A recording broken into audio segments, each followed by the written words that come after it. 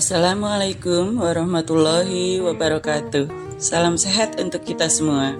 Saya Yesus Widiarti, calon guru penggerak angkatan 9 dari SD Negeri Karangrena 3, Kecamatan Maus, Kabupaten Cilacap, akan menyampaikan aksi nyata dari modul 1.4 Budaya Positif. Penyebaran pemahaman dan pengalaman penerapan budaya positif di sekolah. Saya mengikuti program calon guru penggerak dengan bimbingan beliau Ibu Sri Gunanti sebagai fasilitator dan Ibu Rini Setianingsih sebagai pengajar praktek. Untuk rekan-rekan hebatku, mari kita belajar bersama, berkolaborasi, saling mendukung demi terwujudnya disiplin positif di sekolah kita tercinta. Berikut akan saya sampaikan mengenai aksi nyata dari modul 1.4 Budaya Positif. Tujuan dari pelaksanaan aksi nyata ini adalah menciptakan murid yang merdeka dan memiliki keyakinan yang kuat untuk meraih cita-cita mereka di masa depan. Selain itu, juga untuk menumbuhkan budaya positif dan menciptakan lingkungan yang aman, nyaman di sekolah, sehingga terbentuk karakter murid sesuai dengan profil pelajar Pancasila. Tolak ukur dari kegiatan aksi nyata yang saya susun adalah terbentuknya kesepakatan kelas melalui kegiatan pembelajaran kelas yang dilakukan oleh guru dan murid. Dan murid juga mampu menerapkan kesepakatan kelas yang sudah dibuat bersama-sama. Langkah yang saya lakukan untuk menyusun kegiatan aksi nyata ini adalah yang pertama, saya menghadap kepala sekolah untuk menjelaskan pentingnya penanaman budaya positif dan keyakinan kelas, serta meminta izin untuk mendiseminasikannya bersama dengan rekan-rekan guru. Yang kedua, mengumpulkan rekan guru untuk kegiatan diseminasi materi budaya positif ini. Untuk yang ketiga, berkoordinasi dan berkolaborasi dengan rekan guru untuk bisa membuat keyakinan kelas di kelasnya masing-masing. Yang terakhir, memantau, merefleksi, dan mengevaluasi keyakinan kelas yang telah dibuat. Berikut merupakan kegiatan diseminasi di sekolah mengenai pemahaman dan pengalaman budaya positif di SD Negeri Karangrena 03. Alhamdulillah. Wa syukurillah, la haula wa la quwwata illa billah. Marilah kita panjatkan kita kepada Tuhan yang Maha Esa, yang mana kita bisa berkumpul bersama-sama di kelas 2 SD Karangrena 03 dalam keadaan sehat tanpa suatu apapun. Tak lupa salawat serta salam kita haturkan kepada junjungan Nabi Muhammad SAW. Yang terhormat Bapak Kepala SD Karangrena 03, yang kami hormati guru-guru SD Karangrena 03.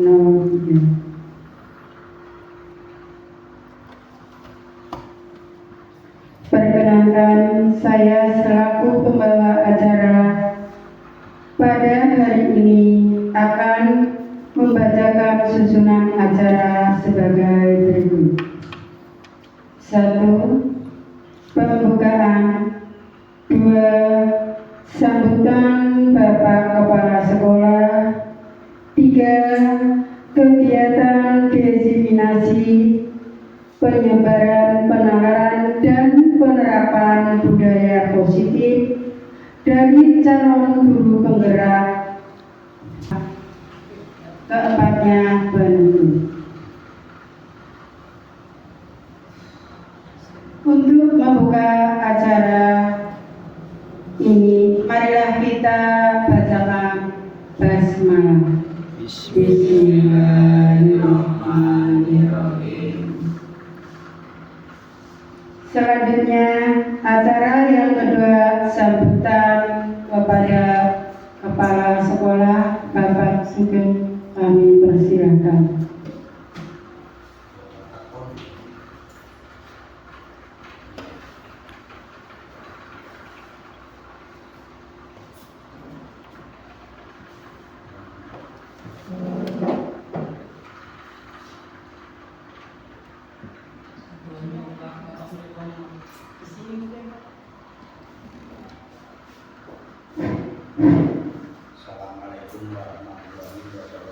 Waalaikumsalam warahmatullahi wabarakatuh. Puji syukur kita berikan kepada Allah Subhanahu wa Ta'ala pada siang hari ini kita diberi kesehatan sehingga dapat berkumpul di ruangan ini dalam rangka penyebaran pemahaman dan penerapan budaya positif. Ya.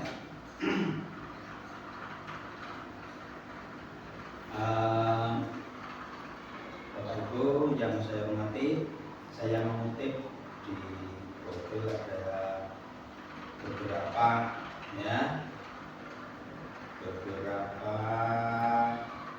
budaya positif. Ya. Di sini ada 7 budaya positif. Ya.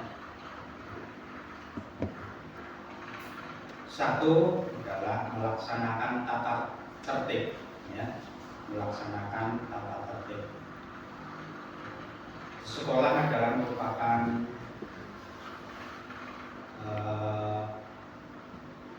tempat yang ada aturannya tertulis, di mana di sekolah ada tata tertib. Ya.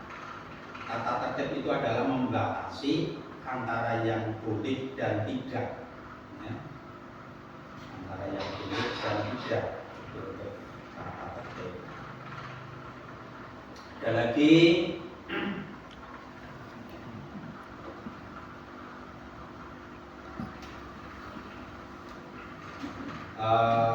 religius, ya. Religius adalah bahwa kita di sekolah tugasnya untuk mendidik pada anak didik kita untuk memberikan pemahaman sedini mungkin kepada anak agar mempunyai sifat religius sesuai dengan agamanya dan kepercayaan masing-masing. Ya. Ada juga itu budaya positif nasionalis. Contoh budaya-budaya positif nasionalis adalah menyanyikan lagu wajib untuk di sekolah. Kita tugasnya bagi guru adalah untuk memberikan pemahaman serta memberikan kebiasaan-kebiasaan pada anak kita untuk sifat nasionalis. Ada lagi yaitu untuk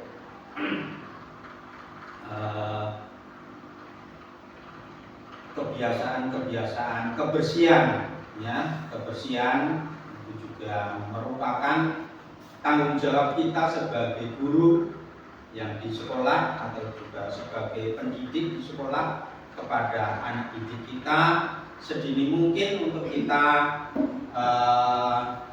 terapkan budaya positif, ya, untuk biar siswa atau anak-anak itu terbiasa melaksanakan kegiatan-kegiatan yang positif.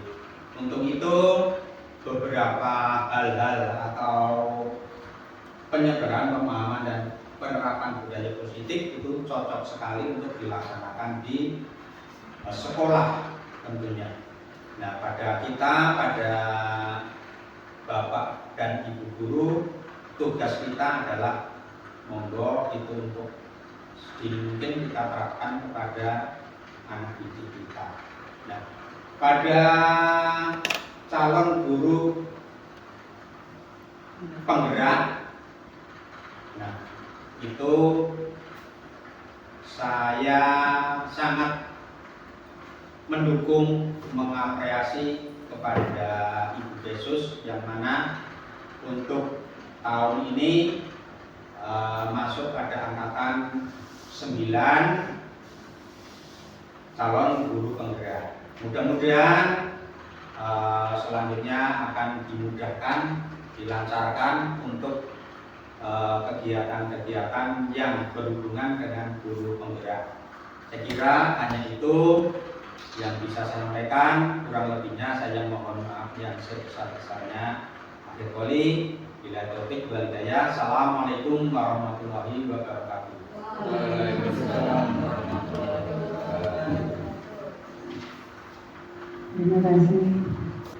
Selanjutnya memasuki acara inti, yaitu diseminasi penyebaran pemahaman dan penerapan budaya positif dari calon guru penggerak. Kepada Ibu Yesus Widiarti dipersilahkan.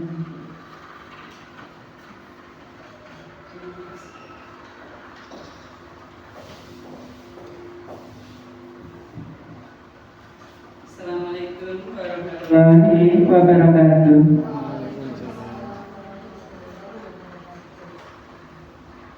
Yang terhormat Bapak Kepala Sekolah SD Negeri Karangrenak 03, Bapak Sugeng. Yang saya hormati rekan-rekan guru di SD Negeri Karangrenak 03, saya ucapkan terima kasih yang sebesar-besarnya atas kesempatan yang diberikan kepada saya untuk bisa menyampaikan penyebaran dan pemahaman dan penerapan budaya positif merupakan kegiatan yang harus dilakukan untuk salah satu aktivitas di kegiatan program calon guru penggerak. Sebelum acara saya lanjutkan, terlebih dahulu saya ingin kita ulang biar tidak tegang. Kepada Ibu Bekti, silahkan kita akan melakukan speaking dulu, saran-saran Bapak Ibu guru yang lain untuk bisa silahkan berdiri terlebih dahulu. Kalau bisa jangan di dekat meja, maksudnya kursinya dimundurkan. tidak apa-apa.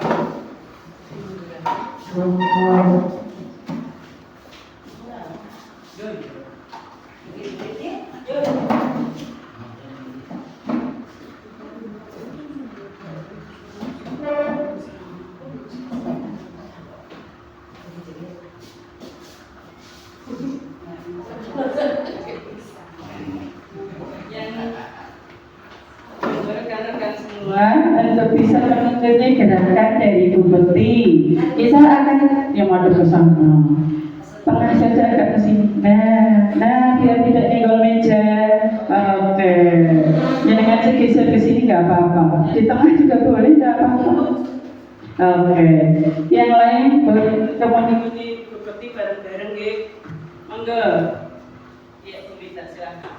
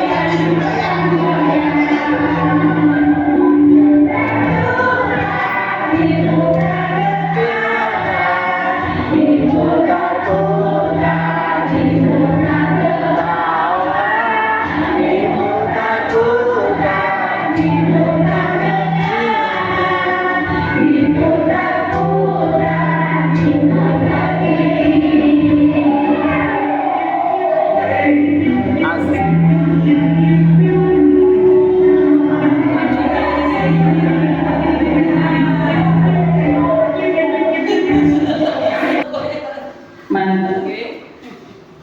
Kita sudah olahraga lumayan berputar-putar dan berkiul-kiul, bergoyang-goyang. Oke, terima kasih. Hari ini saya akan menyampaikan penyebaran mengenai pemahaman dan penerapan budaya positif. Materi yang saya pelajari untuk modul di 1.4 kegiatan program guru penggerak itu mengenai materi budaya positif, dan ini harus dilimpahkan di sekolah. Materi itu terdiri dari beberapa poin. Yang pertama itu perubahan paradigma belajar, yang kedua mengenai disiplin positif, kebutuhan dasar manusia, motivasi perilaku manusia, posisi kontrol guru, keyakinan kelas, dan segitiga restitusi. Next. Materi mengenai disiplin positif. Kita sebagai seorang guru yang tentunya pengen terlihat baik tidak hanya untuk anak didik tetapi untuk diri kita sendiri, kita harus bisa memiliki kemampuan dalam mewujudkan budaya positif di sekolah. Budaya positif tersebut dapat dijalankan apabila kita bisa menerapkan konsep-konsep inti yang tadi sudah saya jelaskan di depan, seperti disiplin positif, memahami motivasi perilaku manusia, berkaitan dengan hukuman dan penghargaan, posisi kontrol sebagai seorang guru, pembuatan keyakinan sekolah atau kelas, dan penerapan segitiga restitusi dalam penyelesaian masalah. Terus terang untuk kegiatan ini saya mengikuti program guru penggerak. Banyak sekali materi-materi yang tadinya saya sama sekali tidak paham. Apa itu restitusi saya saja baru dengar setelah saya membaca modulnya. Kemudian posisi kontrol itu apa? Benar-benar saya baru mempelajari ini setelah saya mengikuti program guru penggerak. Banyak sekali materi yang sama sekali. Bahkan ada beberapa materi yang itu miskonsepsi dengan saya, maksudnya tidak searah. Seperti contohnya pemberian penghukuman atau pemberian penghargaan, itu ternyata dampaknya negatif buat anak-anak. Menurut saya tadinya sebelum kegiatan ini, sebelum saya mengikuti program guru penggerak, kita memberikan reward atau penghargaan untuk anak. Saya pikir itu positif ya. Saya pikir itu bayangannya bisa memacu anak untuk lebih semangat lagi belajar. Ternyata itu salah. Nanti kita bahas di belakang. Monggo next. Iya, disiplin positif.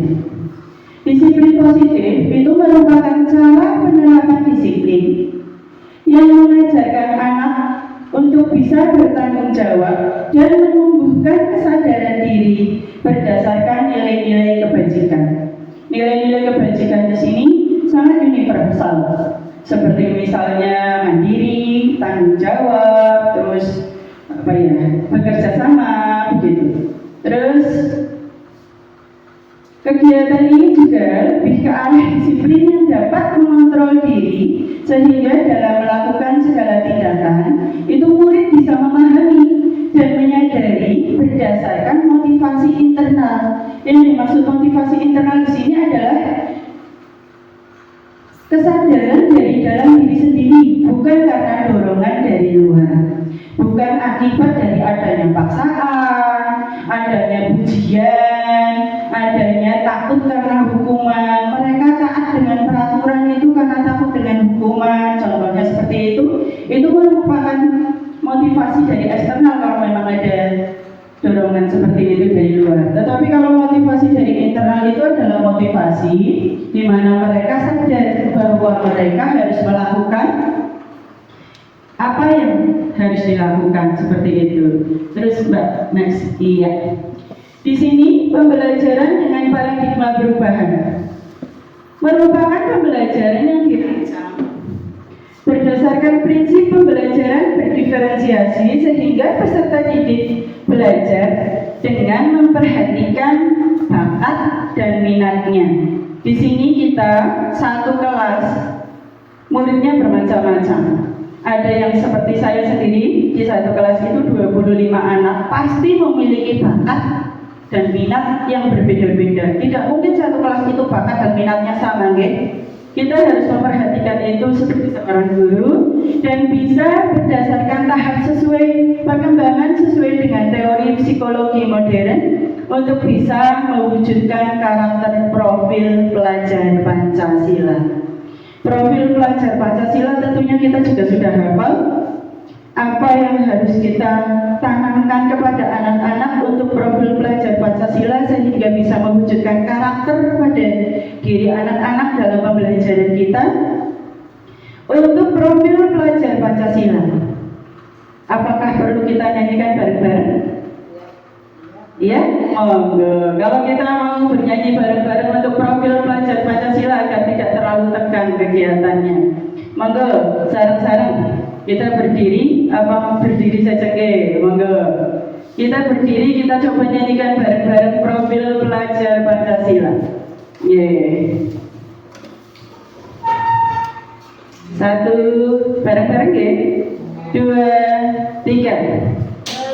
Pelajar Pancasila beriman dan bertakwa pada Tuhan yang Esa dan berakhlak mulia, berkebinekaan global, gotong royong mandiri, kreatif dan bernalar kritis. Satu kali lagi. Belajar Pancasila beriman dan bertakwa pada Tuhan yang Esa dan berakhlak mulia, berkebinekaan global, gotong royong mandiri, kreatif dan bernalar kritis. Terima kasih. Monggo bicara lagi. Iya, profil pelajar Pancasila mulai dari beriman, bertakwa kepada Tuhan Yang Maha Esa dan berakhlak mulia. Ini tentunya selain berada pada materi PAI, pelajaran pendidikan agama Islam atau pendidikan agama Kristen, karena ini tidak tercakup hanya untuk satu agama saja. Jadi kita juga mengadakan kegiatan di sini seperti sekolah kita tentunya sudah menerapkan Asmaul Husna untuk pembelajaran di pagi hari sebelum dimulai awal pembelajaran dan untuk kelas 3 sampai kelas 6. Sedangkan untuk kelas 1 dan 2 pembacaan ayat-ayat pendek karena untuk menghafal Asmaul Husna mungkin masih agak susah, jadi itu diterapkan untuk kelas 3 sampai 6. Dan berkebinekaan global ini selain materi di PKN, gotong royong, kreatif, bernalar kritis, mandiri. Semua kita berusaha terapkan dalam kegiatan pembelajaran kita dan kebiasaan sehari-hari. Monggo Mbak next. Miskonsepsi tentang teori kontrol. Miskonsepsi itu yang anggapan yang salah tentang teori kontrol, yaitu yang pertama, ilusi guru mengontrol murid. Sebenarnya guru itu tidak bisa mengontrol murid karena murid itu mempunyai kemauan dan keinginan, sehingga kita sebagai seorang guru itu tidak bisa mengontrol. Kita hanya bisa mengarahkan, membimbing, begitu kan? Nah, untuk yang kedua, ilusi bahwa kritik dan saran membuat rasa bersalah mampu menguatkan karakter. Biasanya di sini adalah posisi kontrol untuk guru tipe penghukum ini. Kalau guru penghukum itu biasanya membuat atau mengkritik anak kemudian menganggap bahwa kritikan tersebut malah bisa menguatkan karakter. Sebenarnya itu adalah salah. Yang ketiga, ilusi bahwa semua penguatan positif, efektif, dan bermanfaat. Nah, ini seperti yang tadi saya sampaikan. Ilusi bahwa semua penguatan positif itu efektif dan bermanfaat. Kalau kita misal ada anak yang rajin menjawab, anak yang rajin menulis, atau anak yang bisa menjawab, kemudian kita acungi jempol, kita maksudnya memberikan reward atau memberikan hadiah, padahal itu memberikan hadiah di depan anak-anak yang lain, itu sangat beresiko ternyata. Ada beberapa anak yang mungkin mereka belum pintar menulis tapi mereka pintar di matematika. Ada mungkin anak yang kurang begitu suka menulis atau suka matematika tapi mereka bakat di menggambar gitu. Nah, kalau ada salah satu yang kita anggap pintar, kita acungi jempol di depan anak-anak yang lain, bisa membuat anak-anak yang lain itu merasa iri, merasa jadi rendah diri. Aku nggak bisa ini percuma sinau yang ini begitu, karena memperoleh teman yang melihat teman yang memperoleh diri tadi, akhirnya mereka bukannya terpacu, malah mereka bisa jadi rendah diri. Itu yang harus kita perhatikan. Terus ilusi bahwa orang dewasa berhak untuk memaksa. Kita sebagai seorang guru merasa kamu anak kecil yang harus nurut. Tidak boleh seperti itu.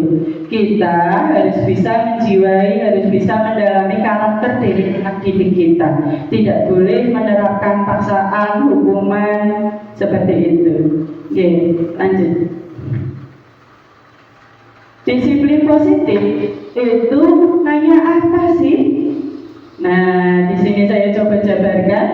Disiplin positif itu berasal dari kata disiplin, yang artinya belajar, mengacu pada disiplin diri yang memiliki tanggung jawab terhadap apa yang dilakukan berdasarkan nilai-nilai yang diyakini. Disiplin positif itu merupakan salah satu cara penerapan disiplin yang bertujuan untuk menumbuhkan kesadaran diri serta memberdayakan murid tanpa imbalan, tanpa adanya penghargaan, tanpa adanya hukuman, tanpa takut adanya ancaman. Seperti itu. Disiplin diri itu disiplin yang muncul dari kesadaran diri kita sendiri. Sebagai pendidik, kita memiliki tujuan untuk bisa menciptakan murid yang memiliki disiplin diri, sehingga bisa berperilaku mengacu pada nilai-nilai kebajikan universal dan memiliki motivasi intrinsik dalam perubahan perilaku ke arah yang lebih baik. Motivasi intrinsik seperti yang tadi dijelaskan. Nilai kebajikan dari disiplin positif ini itu bisa sangat banyak nilai-nilai kebajikannya.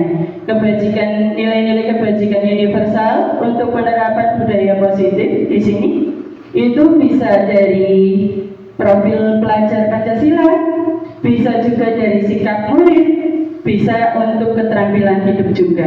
Profil pelajar Pancasila seperti yang sudah kita tadi gaungkan bersama, beriman dan bertakwa pada Tuhan Yang Maha Esa, berakhlak mulia, berkebinekaan global, gotong royong, mandiri, kreatif, dan bernalar kritis. Sedangkan untuk sikap murid di sini itu bisa terwujud untuk karakter seperti toleransi, rasa hormat, integritas, mandiri, menghargai, antusias, empati, kreativitas, kerjasama, percaya diri, dan komitmen.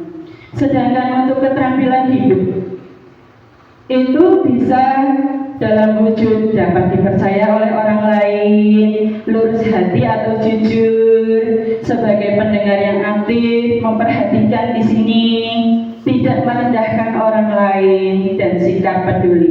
Ini merupakan nilai-nilai kebajikan yang diarahkan untuk bisa terwujud pada saat kita melakukan budaya positif, pada saat kita bisa menerapkan budaya positif di sekolah kita. Kebutuhan dasar manusia. Ini juga materinya ada di kelas 5 atau kelas 6 gitu. Kebutuhan dasar manusia. adalah segala sesuatu yang kita lakukan untuk bisa mendapatkan apa yang kita inginkan. Seluruh tindakan yang kita lakukan memiliki tujuan tertentu, dan semua usaha tersebut dalam rangka agar segala kebutuhan dasar kita bisa terpenuhi dengan baik. Kebutuhan dasar manusia itu terdiri dari 5 poin. Antara lain, yang pertama itu adalah bertahan hidup. Di sini manusia memiliki kebutuhan sebagai bertahan hidup itu berupa kebutuhan makanan, pakaian, tempat tinggal. Nah, seperti itu. Ada materinya di kelas 5 Ibu nih.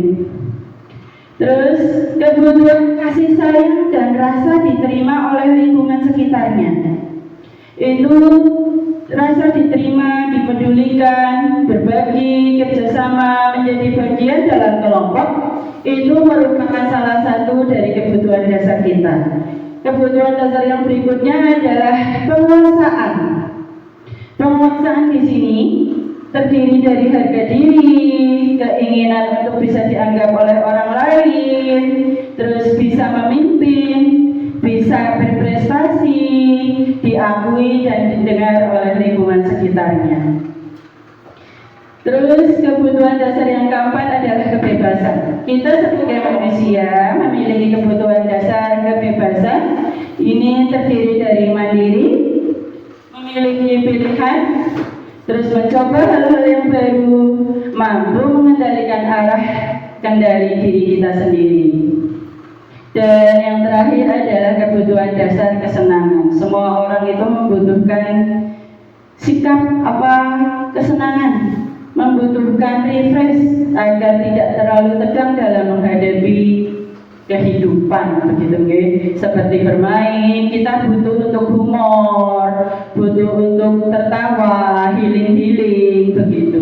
Jadi tidak salah kalau kita di sini mengadakan kegiatan pun juga untuk refresh biar tidak terlalu tegang dengan kegiatan pembelajaran di sekolah. Yang berikutnya adalah motivasi perilaku manusia. Ini yang tadi saya jabarkan. Motivasi perilaku manusia itu terdiri dari 2 poin. Yang pertama adalah motivasi ekstrinsik dan motivasi intrinsik. Ekstrinsik itu adalah motivasi yang berasal dari luar, di mana itu didorong karena adanya anak menghindari hukuman atau ketidaknyamanan.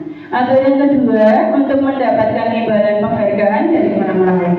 Di sini untuk tidak hanya untuk anak-anak guru pun juga ada motivasi ekstrinsik.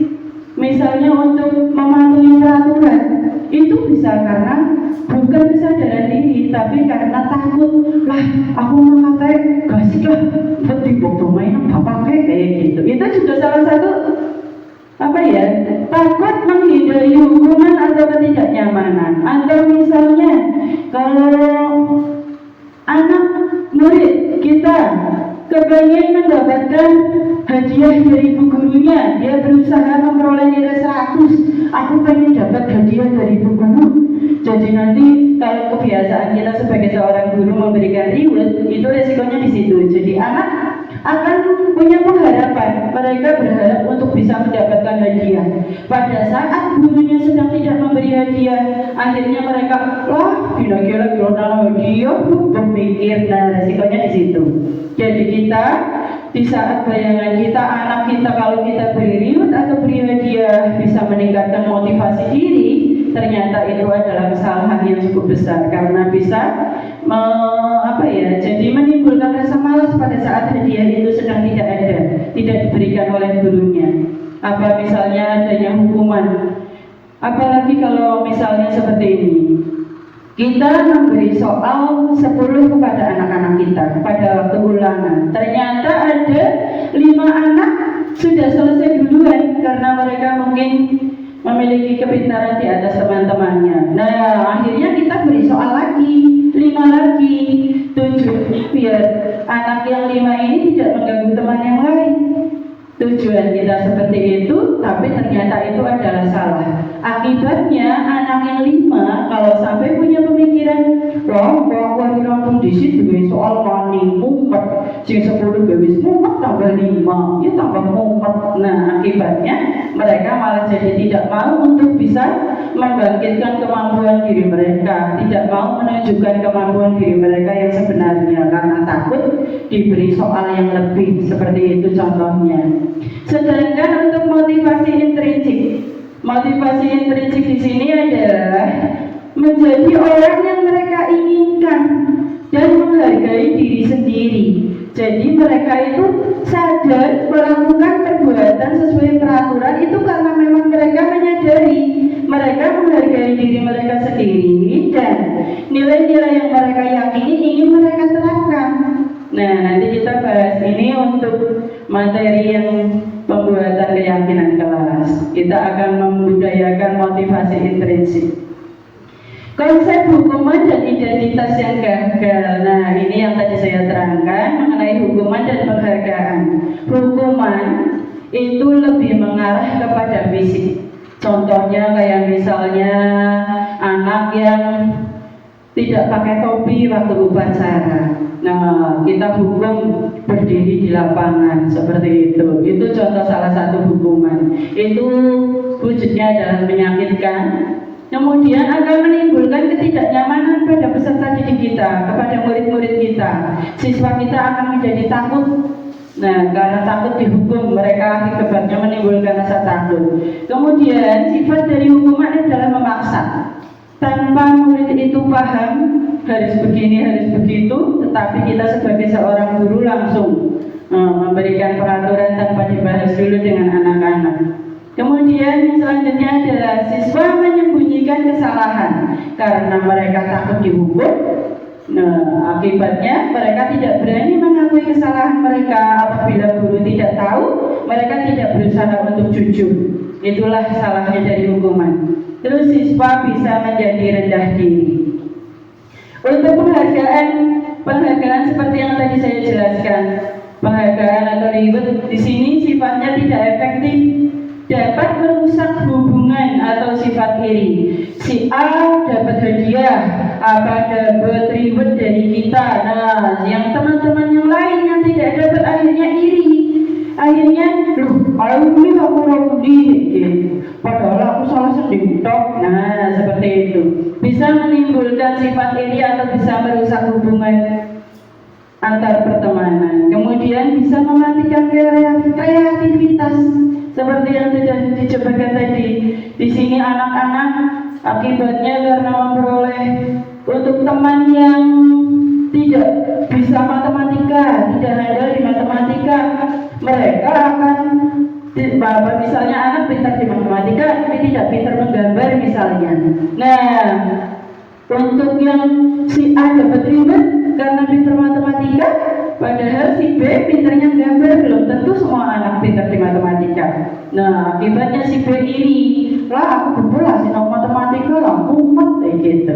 Akhirnya mematikan kreativitasnya. Kemudian bisa juga menghukum dengan sistem ranking. Dan kebetulan memang di Kurtilas sama di kurikulum Merdeka sudah tidak ada rankingan, jadi memang tidak ada sistem ranking sekarang. Merampas hak untuk menghargai dirinya sendiri. Seperti yang tadi saya terangkan, anak itu memiliki minat dan bakat yang berbeda. Kita tidak bisa menggebuk rata kemampuan anak-anak. Terus konsep disiplin dengan identitas yang sukses. Di sini ada 2 poin, yaitu konsekuensi dan restitusi. Saya memahami istilah restitusi pun ini juga karena saya mau tidak mau harus belajar di guru penggerak. Program guru penggerak ini saya baru tahu, oh ini namanya restitusi. Diterapkan, saya coba menerapkan kemarin, dibilang susah ya tidak, dibilang tidak ya kita memang harus bisa membudayakannya. Konsekuensi itu adalah penguatan jangka pendek. Terus perlu monitoring yang berkelanjutan antara stimulus dan respon. Siswa bisa menghormati peraturan yang sudah ada. Sedangkan untuk restitusi ini adalah adalah siswa nanti bisa bertanggung jawab atas perilakunya karena kita melakukan kegiatan restitusi. Nanti ada materinya di belakang untuk kegiatan restitusi. Fokus pada pemecahan masalah jangka panjang. Siswa bisa menghormati dirinya dan orang lain karena restitusi di sini adalah intinya kesepakatan bersama yang dibuat antara murid, guru, dan pihak sekolah. Ini adalah kegiatan restitusi. Siswa menghormati dirinya dan orang lain. Teori kontrol, dirinya bisa memegang kontrolnya sendiri. Siswa bersemangat dalam memperbaiki kesalahan. Perbedaan antara hukuman, konsekuensi, dan restitusi. Kalau hukuman itu tidak terencana, misal anak tidak pakai topi. Monggo Mbak, beri saja Mbak karena materi berikutnya. Oh belum, coba balik lagi aja nanti. Balik lagi ya. Nah iya, kita bahas ini dulu. Untuk hukuman itu tidak terencana atau tiba-tiba. Misalnya kita melakukan upacara seperti tadi, ada anak yang tidak pakai topi. Nah, tahu-tahu anaknya dipanggil, terus diberi hukuman untuk berdiri di lapangan. Itu kan tidak direncana, gitu. Tiba-tiba hukumannya diberikan secara tiba-tiba. Terus murid tidak tahu apa yang akan terjadi karena itu keputusan dari guru untuk memberi hukuman. Nah, jadi mereka tidak tahu apa mereka mau berdiri di lapangan, apa mereka harus membersihkan kamar mandi atau bagaimana. Hukuman itu yang menentukan biasanya yang guru, begitu. Terus hanya bersifat satu arah, dari guru ke murid atau dari yang merasa benar ke yang salah, seperti itu. Terus berubah hukuman fisik atau psikis juga bisa. Psikis di sini misal kalau anak suruh berdiri di lapangan, selain itu fisik kan juga mental mereka jadi down. Mereka malu dengan teman-teman mereka. Aku dihukum dewek kono karena kon ngadeg liyane pada delena, begitu. Akibatnya temannya anak tersebut menjadi down. Nah, bedanya dengan konsekuensi. Kalau konsekuensi di sini adalah bersifat terencana atau sudah disepakati. Terus murid tetap dibuat tidak nyaman karena mereka tetap sama prinsipnya seperti hukuman. Seperti diberi hukuman walau mereka sudah menyepakati bersama.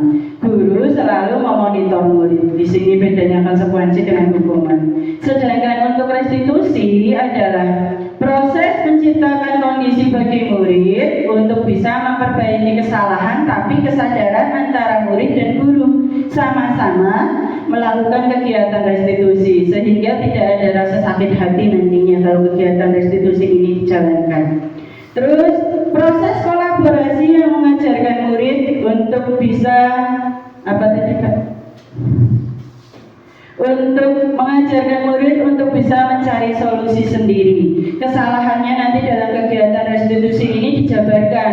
Misalnya anak membuang sampah sembarangan, kemudian kita coba panggil, kita tanyakan, coba kalau kamu melakukan kesalahan seperti ini, apa yang harus kamu lakukan? Nah, itu kegiatan restitusi. Itu maksudnya kegiatan restitusi seperti itu. Jadi kita munculkan motivasi intrinsik dalam diri murid kita dan kita sebagai seorang guru. Itu adalah restitusi. Di sini yang dimaksud segitiga restitusi adalah proses menciptakan kondisi bagi murid untuk bisa memperbaiki kesalahan mereka sehingga mereka dapat kembali ke kelompoknya dengan karakter menjadi lebih baik. Ciri-ciri dari segitiga restitusi adalah belajar dari kesalahan, ada yang bisa memperbaiki hukuman, tawaran bukan paksaan. Seperti tadi, misal anak membuang sampah, kita tawarkan kira-kira apa yang akan kamu lakukan besok supaya ini tidak terjadi lagi, seperti itu. Itu namanya tawaran bukan paksaan.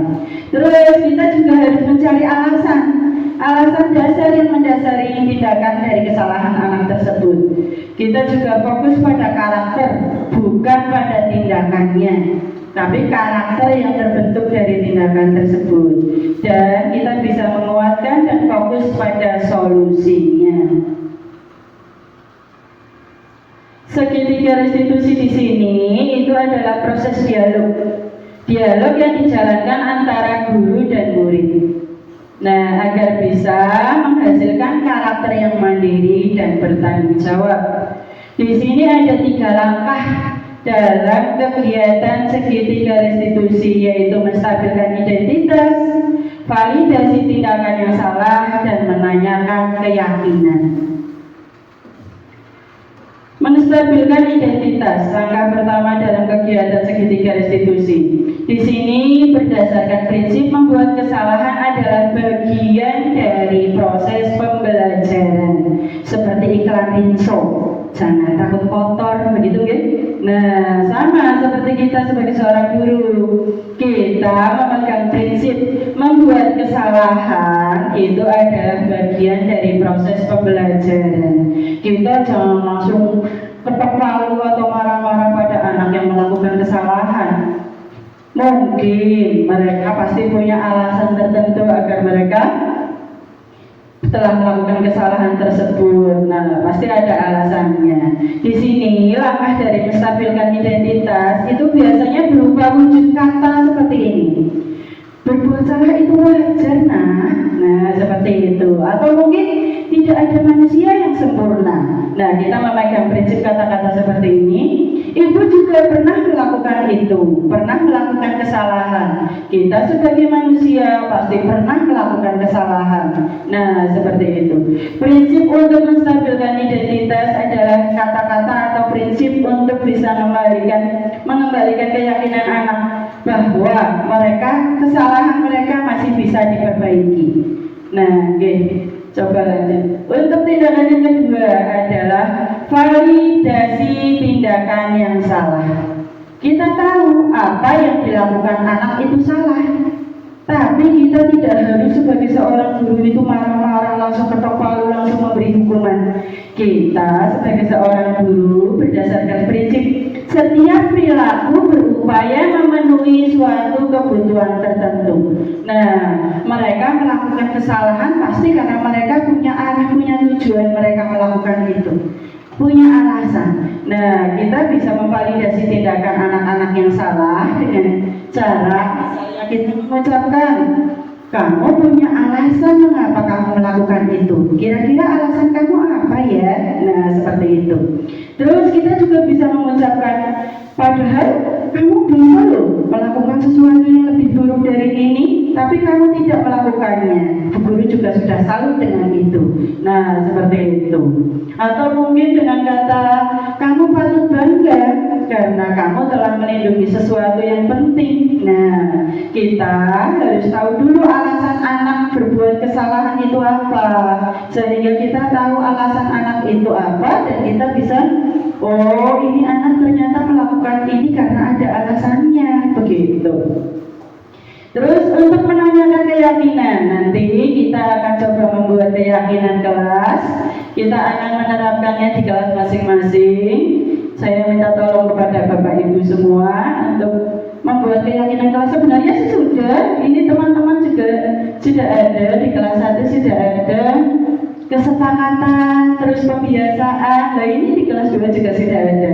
Biasakan 5S, senyum, sapa, santun, salam, dan sopan. Ini menanyakan keyakinan.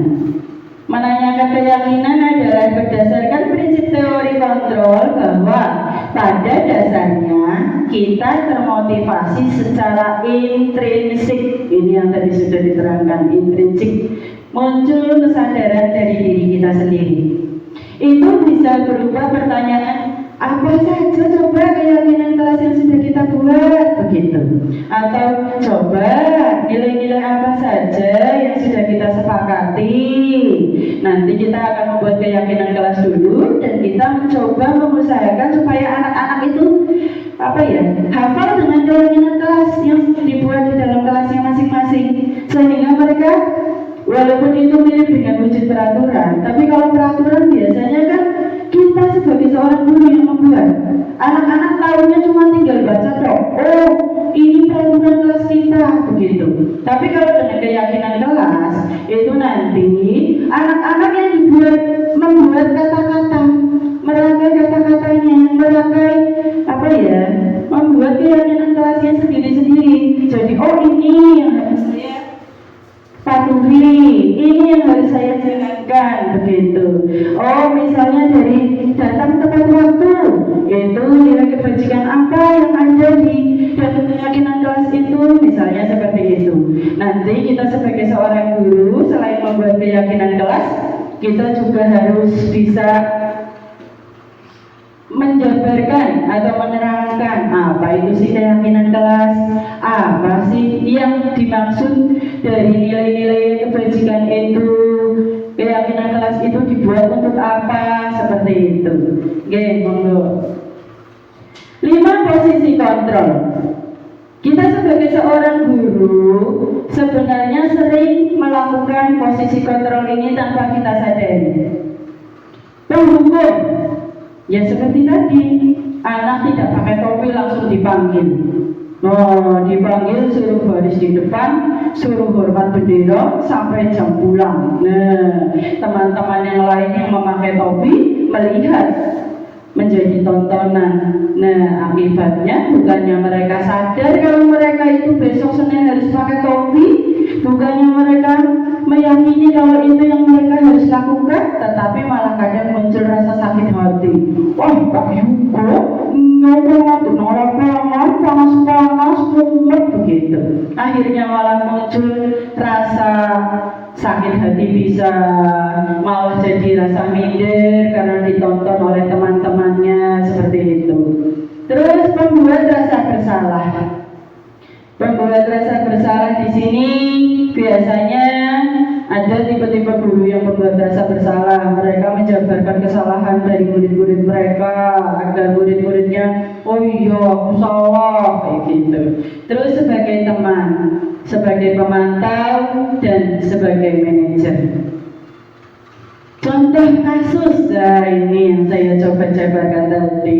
Siswa tidak memakai atribut lengkap, topi misalnya, anak-anak tidak memakai topi atau tidak memakai dasi, tidak memakai sepatu hitam misalnya. Kalau tidak penghukum, itu langsung dipanggil, langsung disuruh untuk berdiri di depan bendera, di bawah, di lapangan, di bawah bendera, hormat selama jam pembelajaran. Nah, kalau ini tipe penghukum seperti itu. Kalau tipe pembuat rasa bersalah, biasanya itu bukan dihukum, tetapi mereka langsung ditanya, coba berapa kali kamu melakukan kesalahan yang sama seperti itu terus? Nah, apa mungkin bu gurunya mengucap, bu guru kecewa kalau gue diomongin yang bedino orang rumah kena. Nah, seperti itu pembuat rasa bersalah. Terus sebagai teman, mungkin tidak disampaikan seperti pembuat rasa bersalah, tetapi mungkin lebih merangkul kepada anak-anak. Ayo dong, sekolah tolong kamu taati. Nanti ibu dimarahin loh sama Pak Kepala Sekolah kalau kamu tidak pakai topi terus. Nah, seperti itu. Menganggap gurunya sebagai teman dari murid-muridnya, merangkul anak-anak. Nah, kalau sebagai pemantau di sini biasanya dijabarkan berupa kamu telah melanggar peraturan sekolah, kamu tahu konsekuensinya kan, apa yang harus kamu lakukan. Nah, seperti itu pemantau. Sedangkan kalau manajer itu didudukkan, dipanggil, tapi ditanyai pelan-pelan di sini. Terus, apakah kamu tahu kesalahanmu? Nah, ditanya pelan-pelan. Kira-kira besok apa yang akan kamu lakukan? Kalau misal kamu sekarang bu guru panggil ke sini karena tidak pakai topi, besok Senin harus bagaimana coba? Nah, seperti itu. Misalnya itu adalah sebagai manajer. Kata-kata yang terucap dari penghukum, guru tipe penghukum misalnya, tapi aturannya bu guru, sudah ada peraturan di sekolah tidak pernah ditaati. Nah, itu tipe-tipe penghukum. Sedangkan kalau pembuat rasa bersalah itu misalnya kata-katanya ibu sudah sangat kecewa sama kamu nak. Nah, tiap hari diberitahu tapi tidak mendengarkan. Nah, seperti itu.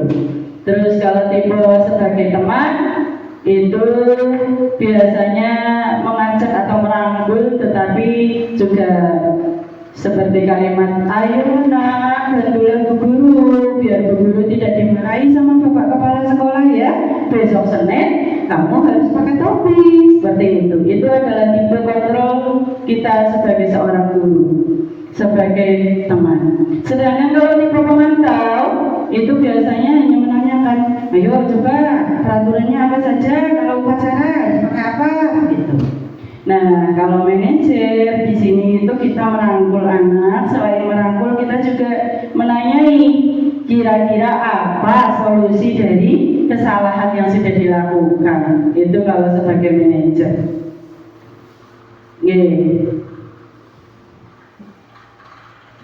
Keyakinan kelas. Mengapa keyakinan kelas bukan peraturan? Coba siapa kira-kira yang bisa menjawab? Apa bedanya keyakinan dan peraturan? Napa Bu ini kira-kira? Peraturan. Mengapa harus keyakinan kelas bukan peraturan? Ya seperti yang tadi saya jabarkan, keyakinan kelas dan peraturan itu berbeda. Kalau peraturan, tidak apa-apa Ibu, silakan. Kalau keyakinan kelas itu menurut saya itu memiliki harta yang di kelasnya itu, misalkan kayak kelas 4 ada apa namanya ini, misalkan barang yang ada kok tidak ada suruh cari, itu keyakinan karena dia memiliki barang yang menurut saya. Terima kasih. Ada pendapat yang lain? Oke, dilanjut next. Bedanya antara keyakinan kelas dengan peraturan. Seperti yang sudah tadi saya jelaskan, kalau peraturan biasanya itu dibuat oleh guru, dibuat oleh sekolah tanpa mengikut sertakan anak didik kita, murid kita. Jadi anak-anak tahunya, ini peraturan kelas dan harus diikuti. Nah, tapi kan belum tentu semua orang sadar peraturan itu dibuat untuk apa. Apa maksud dan tujuan dari dibuatnya peraturan itu? Peraturan kelas dibuat nomor 1 sampai 100. Tapi anak-anak tidak paham nomor 1 ini tujuannya apa, nomor 2 ini tujuannya apa, seperti itu. Mereka tidak paham. Jadi akibatnya mereka tidak merasa bertanggung jawab dengan peraturan yang sudah ada. Nah, bedanya dengan keyakinan kelas, mengapa kita memiliki peraturan tentang menggunakan helm pada saat mengendarai kendaraan roda 2? Nah, bedanya di sini. Keyakinan dan peraturan. Contohnya saya contohkan adalah mengapa kita memiliki peraturan tentang penggunaan helm.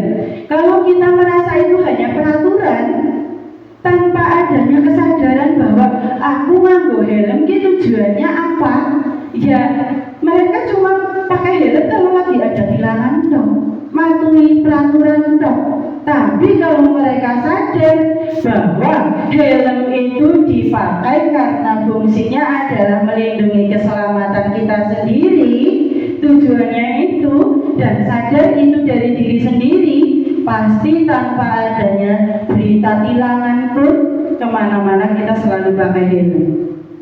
Karena nilai kebajikan dari kegiatan kita menggunakan helm itu adalah tujuannya untuk keselamatan kita sendiri, bukan keselamatan orang lain. Nah, seperti itu bedanya keyakinan dan peraturan. Kalau peraturan ya akibatnya lagi lama tilangan ya, rasa helman nggak panas. Nah, seperti itu. Akibatnya tidak muncul dari diri sendiri, tidak membutuhkan helm. Nah, seperti itu. Untuk yang kedua contohnya, mengapa kita memiliki peraturan tentang menggunakan masker dan mencuci tangan setiap saat? Nah, kalau kita cuma mematuhi peraturan kemarin pada waktu adanya musim pandemi misalnya, lah sih seorang anak pandemi, seorang anak virus corona, orang usah masker berapa apa.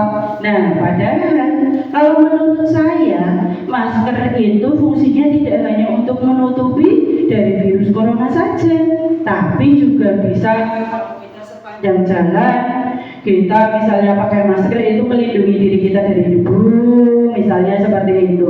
Kita rajin cuci tangan bukan hanya karena kita menghilangkan virus corona saja, tapi kita juga harus menghilangkan kuman di tangan-tangan kita, apalagi pada saat kita mau makan, seperti itu. Nah, kemungkinan jawaban Anda itu sama tadi, keselamatan dan kesehatan. Kita menggunakan helm, tujuannya adalah kita harus menanamkan pada diri kita sendiri, bukan cuma sebatas peraturan kita pakai helm, tapi karena memang itu adalah untuk diri kita sendiri, untuk melindungi keselamatan kita agar kita tidak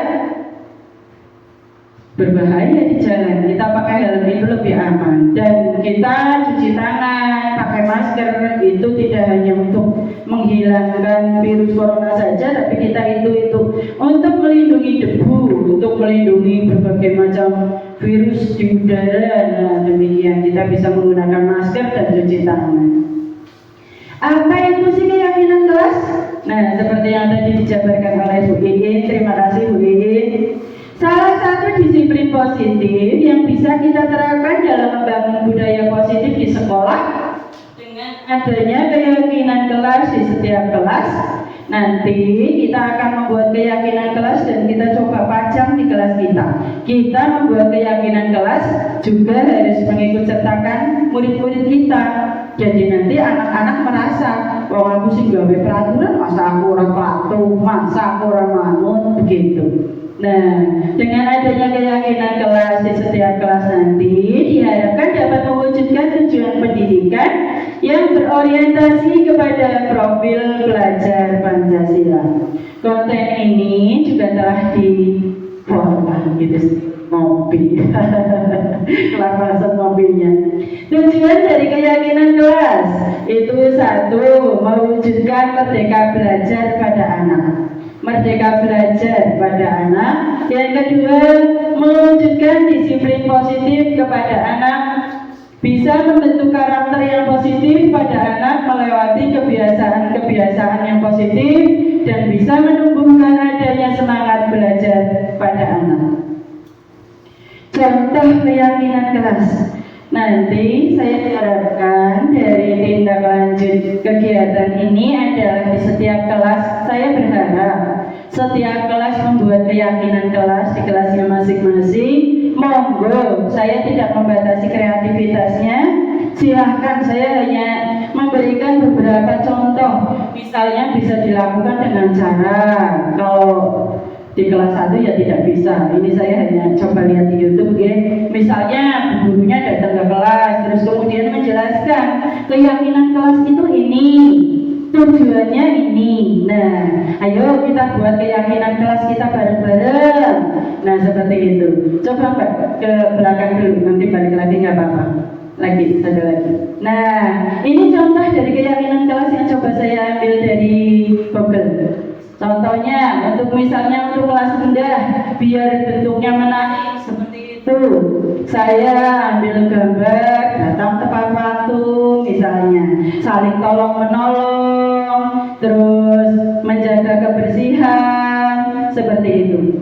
Kita walaupun ini sama bentuknya dengan peraturan yang sudah ada, sebenarnya kita pun juga peraturan di sekolah kita bentuknya hampir mirip. Misalnya tidak boleh datang terlambat, seperti itu ya. Peraturan di sekolah pun juga seperti itu. Tetapi kalau itu anak yang memunculkan keyakinan kelasnya, mereka yang membuat, akibatnya mereka bisa merasa memiliki, oh aku sih gawe, begitu. Nah, apalagi kalau nanti kita sudah buat, terus kita coba print out dengan gambar-gambar yang menarik, anak-anak akan merasa penasaran, oh ini sih gawe ya Bu ya. Nah, terus mereka coba untuk bisa menjadikan kebiasaan dalam kehidupan sehari-hari mereka, mematuhi peraturan dari keyakinan kelas yang sudah mereka buat sendiri. Nah, kemarin saya coba praktek, tapi kebetulan ini prakteknya di kegiatan lokakarya di program guru penggerak. Itu pelaksanaannya gurunya memberikan kertas sticky note bisa, post-it itu kertas yang merah kuning. Nah, anak disuruh menuliskan, bebas kamu mau nulis apa, silahkan yang kira-kira bisa kita patuhi bersama, kira-kira bisa menjadi peraturan di kelas kita, bisa menjadi keyakinan kalau itu harus kita laksanakan baik-baik. Nah, anak diberi post-it, suruh menuliskan keyakinan kelas itu, kemudian nanti dikumpulkan, ditempel di papan tulis. Nah, setelah ditempel di papan tulis, sama bu gurunya coba dikelompok-kelompokkan. Kemudian diusahakan dalam kegiatan keyakinan kelas ini jangan menggunakan kalimat negatif. Diusahakan kalimat positif. Misalnya tidak boleh datang terlambat, ya jangan pakai kata jangan, karena jangan itu negatif. Dirubah menjadi kata positif. Datanglah tepat waktu, atau datang 15 menit sebelum pembelajaran, seperti itu. Terus tidak boleh berjalan-jalan, itu dirubah kalimatnya menjadi memperhatikan bu guru, seperti itu. Coba Mbak balik ke depan Mbak. Contoh dari kegiatan kelas. Nah, contoh dari keyakinan kelas, kita bisa merangkainya menjadi kata-kata hadir di sekolah 15 menit sebelum pembelajaran. Kita bisa memberikan contoh-contoh dulu kepada anak-anak. Kira-kira keyakinan kelas mana yang mau kita jadikan keyakinan kelas buat kita di kelas kita, kira-kira mana saja coba. Nah, kita sebagai guru bisa memberikan contoh dulu, bisa menuliskan di papan tulis dulu, nanti anak-anak suruh memilih dan menuliskan di post-it. Kita bisa memberikan contoh seperti berdoa sebelum dan sesudah belajar. Nah, terus menjaga etika dan sopan santun, membuang sampah pada tempatnya. Ini membuang sampah pada tempatnya, kalau kalimat negatifnya jangan membuang sampah sembarangan. Tetapi kalau kita menggunakan kalimat positif, bisa dirubah menjadi membuang sampah pada tempatnya. Terus menjaga kebersihan lingkungan kelas dan sekolah, kembalikan barang ke tempatnya. Lah, ini anak-anak biasanya seperti itu, kalau habis nulis pakai kapur atau pakai apa. Nah ya, buku habis meminjam buku di perpustakaan atau meminjam buku di lemari, ya kita harus bisa menerapkan pembiasaan untuk mengembalikan barang ke tempatnya. Ini juga bisa menjadi keyakinan kelas kita. Saling menghargai dan menjaga kekompakan di kelas. Ini kalimat dari tidak boleh berantem. Nah, seperti itu. Kadang kita membuat keyakinan kelas, tapi kalau kalimatnya negatif itu tidak diperkenankan. Jadi diusahakan menggunakan kalimat yang positif. Kita bisa merubahnya menjadi kalimat yang positif. Seperti itu. Berpakaian sopan dan sesuai jadwal, jujur dan mandiri.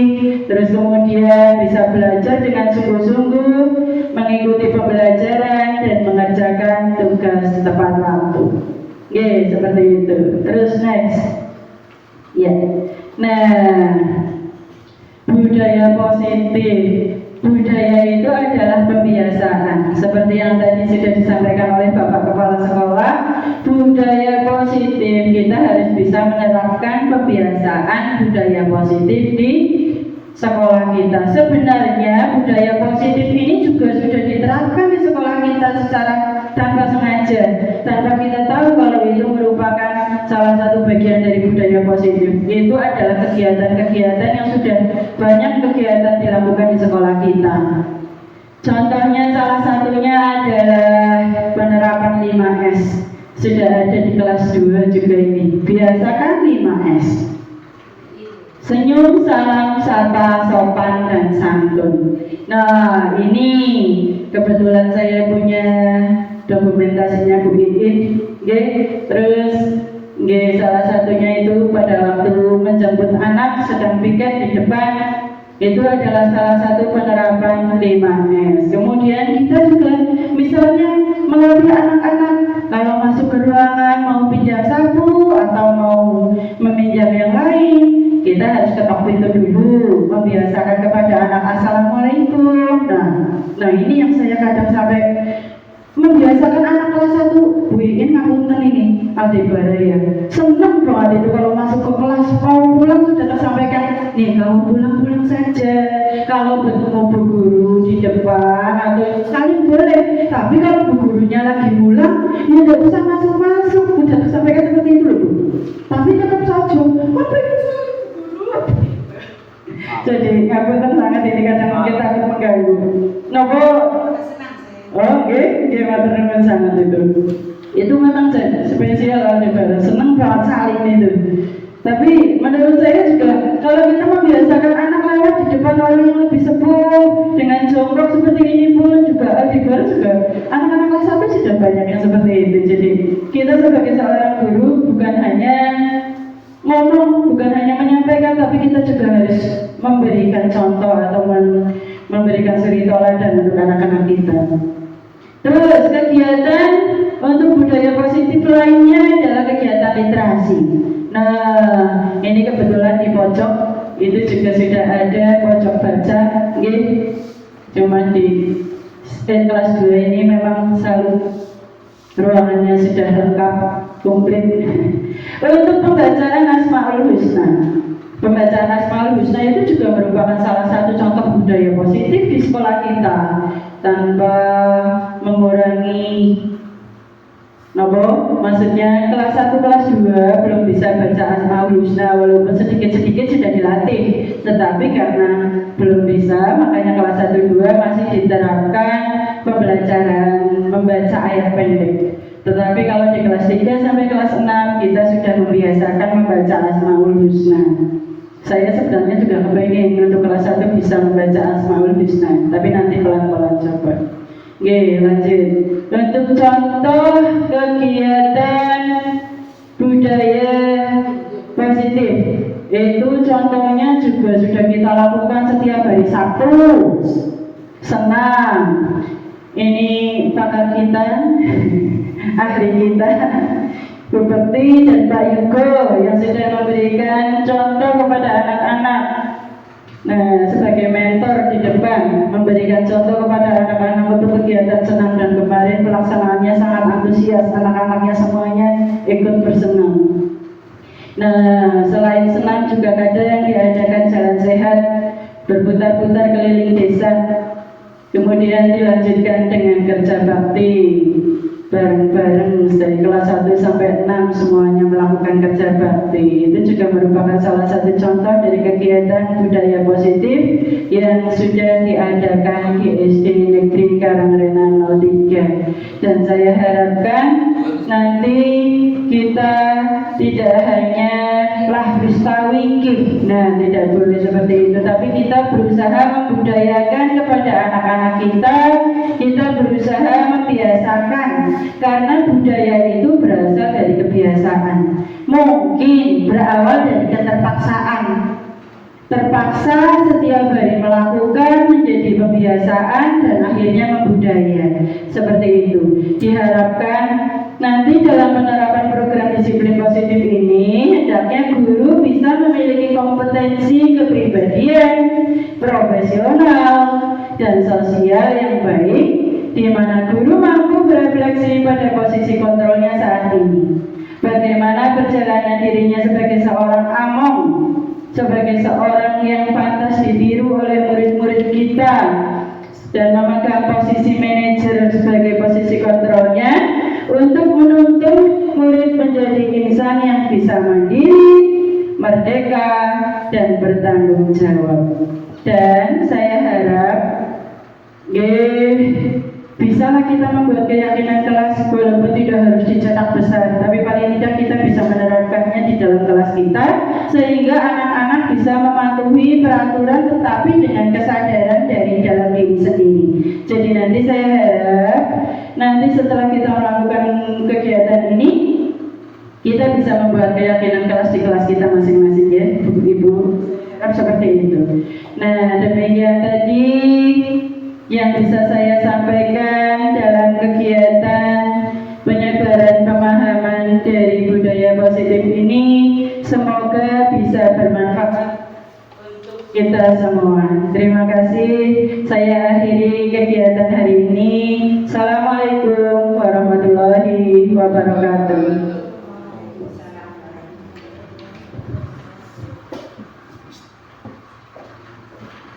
Demikianlah tadi kegiatan diseminasi penyebaran pemahaman dan penerapan budaya positif dari calon guru penggerak yang disampaikan oleh Ibu Yesus Widiarti.